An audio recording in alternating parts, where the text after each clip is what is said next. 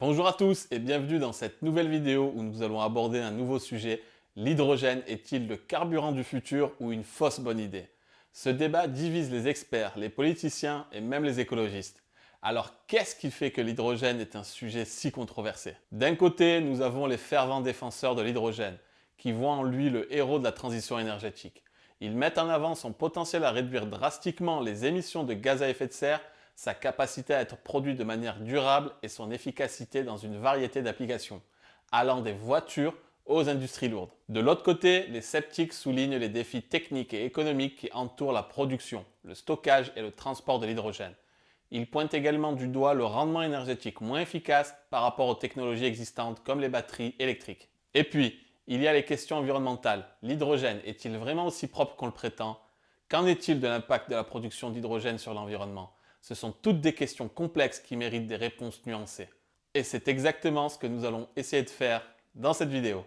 Premièrement, parlons de son potentiel en tant que carburant propre. L'hydrogène a la capacité de générer de l'énergie en ne produisant que de l'eau comme sous-produit. Cela en fait une option extrêmement attrayante dans un monde où la réduction des émissions de gaz à effet de serre est devenue une priorité. Ensuite, il y a la question de la polyvalence. L'hydrogène n'est pas seulement envisagé pour les voitures, son utilisation s'étend à une multitude de moyens de transport, des bus, des camions, des trains, en passant par les avions. Sans oublier son potentiel dans les secteurs industriels comme l'acier, la chimie et la production d'électricité. Mais ce n'est pas tout. L'hydrogène offre également une solution pour le stockage d'énergie à grande échelle. Imaginez un monde où l'énergie solaire ou l'éolien excédentaire pourrait être stocké sous forme d'hydrogène pour être utilisé plus tard. Cela pourrait résoudre l'un des plus grands défis des énergies renouvelables, leur intermittence. Et enfin, parlons de l'efficacité. Les véhicules à hydrogène ont une autonomie et un temps de recharge bien supérieurs à la plupart des véhicules électriques à batterie. Vous pouvez faire le plein en aussi peu que 3 à 5 minutes et parcourir jusqu'à 500 km avec une seule charge. Alors, avec tous ces avantages, pourquoi l'hydrogène n'a-t-il pas encore pris le dessus? Eh bien, comme pour toute innovation, il y a des défis à relever et des questions à résoudre. Pour comprendre tous les tenants et aboutissants en lien avec l'hydrogène, il est essentiel de regarder les entreprises et les nations qui sont en train de façonner cet avenir. Qui sont les pionniers qui investissent non seulement de l'argent, mais aussi des ressources intellectuelles et technologiques dans cette voie? Commençons par Toyota. Ce n'est pas seulement un fabricant de voitures, c'est aussi un pionnier dans la technologie de l'hydrogène. Leur modèle Mirai utilise une pile à combustible à hydrogène qui transforme l'hydrogène en électricité, alimentant ainsi le véhicule. Toyota investit également dans des stations de ravitaillement en hydrogène et dans la recherche pour rendre cette technologie plus abordable. Hyundai est un autre acteur majeur dans le domaine de l'hydrogène. Leur modèle Nexo est un autre exemple de véhicule à pile à combustible. Hyundai investit également dans des infrastructures de ravitaillement et collabore avec des gouvernements pour promouvoir l'hydrogène comme carburant. Passons à Air Liquide. Cette entreprise française va au-delà de la simple fourniture d'hydrogène. Elle travaille sur toute la chaîne de valeur, de la production à la distribution et même à la création de systèmes de stockage d'hydrogène. Des investissements au niveau étatique sont également réalisés. L'Allemagne a par exemple dévoilé un plan national pour devenir un leader mondial de la technologie de l'hydrogène avec un investissement de 9 milliards d'euros. Ils envisagent de créer une infrastructure complète des usines de production aux stations de ravitaillement. Passons au Japon. Le gouvernement japonais a récemment révisé ses plans pour utiliser davantage l'hydrogène comme carburant dans le but de réduire les émissions de carbone. Ils ont fixé un objectif ambitieux d'augmenter l'approvisionnement annuel en hydrogène de 6 fois le niveau actuel pour atteindre 12 millions de tonnes d'ici 2040. Ils ont également promis un financement de 15 billions de yens, soit environ 107 milliards de dollars provenant de sources privées et publiques pour développer des chaînes d'approvisionnement liées à l'hydrogène au cours des 15 prochaines années. La France aussi prévoit d'investir plus de 2 milliards d'euros dans la filière hydrogène d'ici 2030.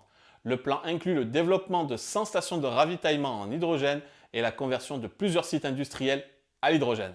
Pour finir, parlons de la Chine. Aujourd'hui, elle est le plus grand producteur mondial d'hydrogène. Elle contrôle la moitié de la capacité mondiale d'électrolyseurs à hydrogène. Bien que les chiffres exacts pour la Chine ne soient pas disponibles étant donné que la Chine est un acteur majeur dans ce domaine, il est probable que le pays contribuera de manière significative à cette croissance.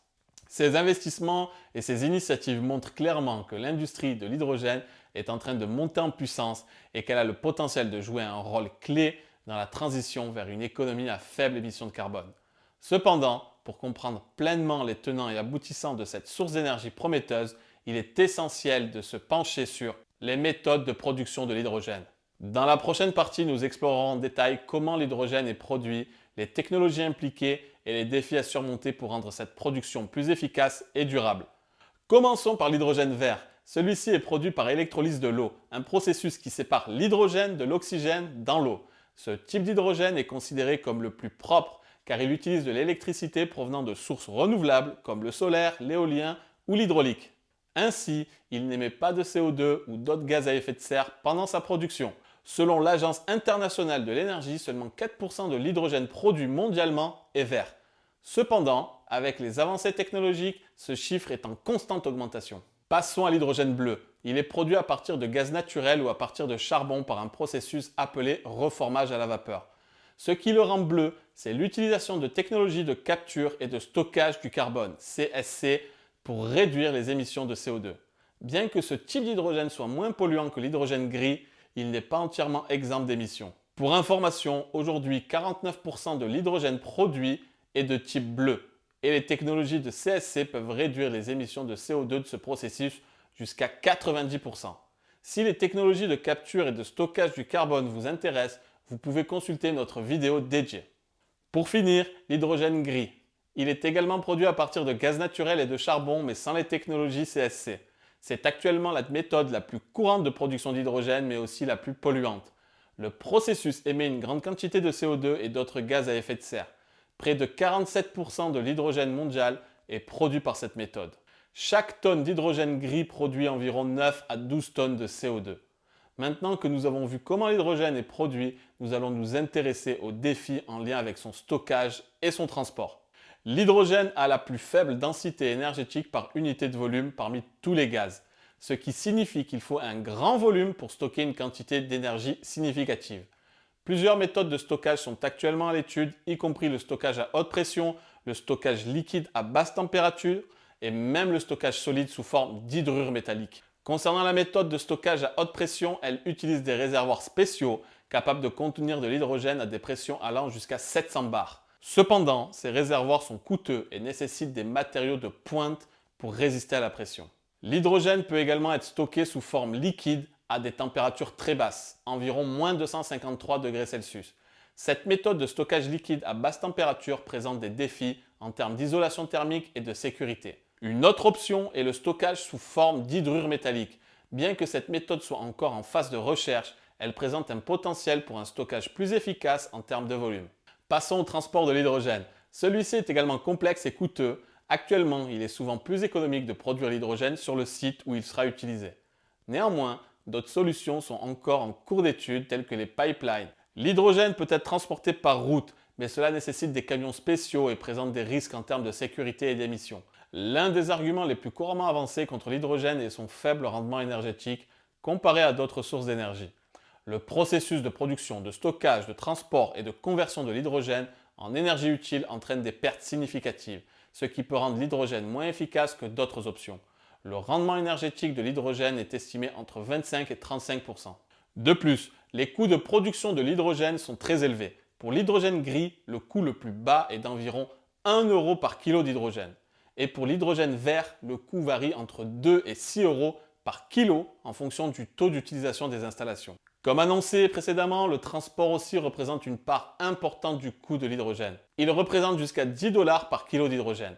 Ces chiffres donnent un aperçu des défis économiques associés à la technologie hydrogène. Dans cette vidéo, nous avons levé le voile sur les complexités et les nuances de l'industrie de l'hydrogène. Ce que nous avons révélé, c'est que l'hydrogène n'est pas simplement une solution miracle ou un échec retentissant. Il est plutôt un élément clé, bien que complexe, de la transition énergétique mondiale. Il présente des opportunités extraordinaires pour un avenir plus propre, mais il est aussi confronté à des défis importants qui nécessitent des réponses créatives et innovantes. Mais notre exploration ne s'arrête pas là. Nous avons prévu toute une série de vidéos pour approfondir différents aspects de l'hydrogène comme source d'énergie. Dans notre prochaine vidéo, nous mettrons un coup de projecteur sur les véhicules à hydrogène. Nous évaluerons leur potentiel en tant que solution de transport durable tout en abordant les défis techniques et environnementaux. Nous parlerons de leur efficacité, de la disponibilité des infrastructures de ravitaillement et bien sûr de leur impact environnemental. Si ces questions vous passionnent autant que nous, assurez-vous de vous abonner à notre chaîne et d'activer les notifications pour ne pas manquer cette prochaine exploration fascinante. A très bientôt et nous sommes impatients de lire vos commentaires.